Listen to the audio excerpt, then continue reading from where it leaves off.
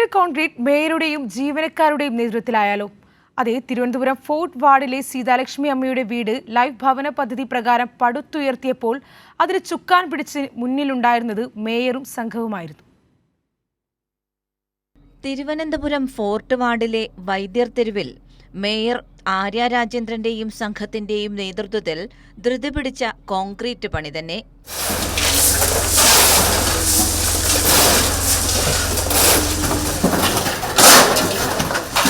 Life പദ്ധതിയിൽ ഉൾപ്പെട്ട 74-കാരിയായ സീതാലക്ഷ്മിയുടെ വീട് നിർമ്മാണമാണ് കാണുന്നത്.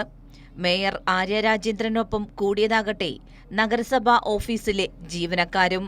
ഇന്നിവിടെ അമ്മയുടെ വീട്ടിൽ നിന്ന് തുടങ്ങി ഇതൊരു നല്ല തുടക്കമാകട്ടെ. ഇനിയും ഒരുപാട് ഇത്തരത്തിലുള്ള അമ്മമാരെ സഹായിക്കാൻ ഞങ്ങൾക്ക് സാധിക്കട്ടെ എന്നുള്ളതാണ് ഇന്നത്തെ ഈ തുടക്കത്തിൻ്റെ പ്രത്യേകത. നഗരസഭയുടെ മേയർ ഓഫീസും അതുപോലെ തന്നെ മേയർ സെല്ലും അതിലെ മുഴുവൻ ജീവനക്കാരാണ് ഇതിന് നേതൃത്വം കൊടുക്കുന്നത് എന്നാണ്.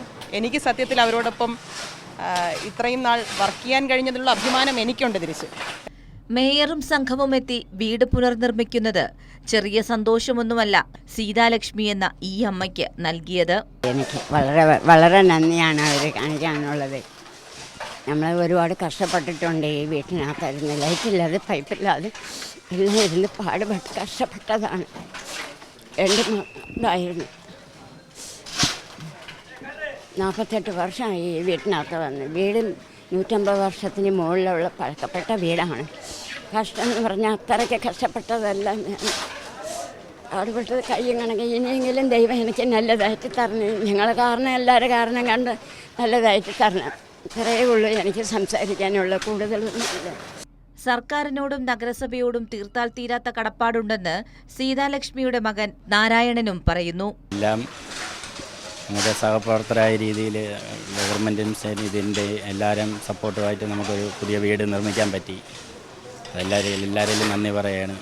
ഇതൊരു തുടക്കം മാത്രമായിട്ടാണ് മേയറും സംഘവും കാണുന്നത്.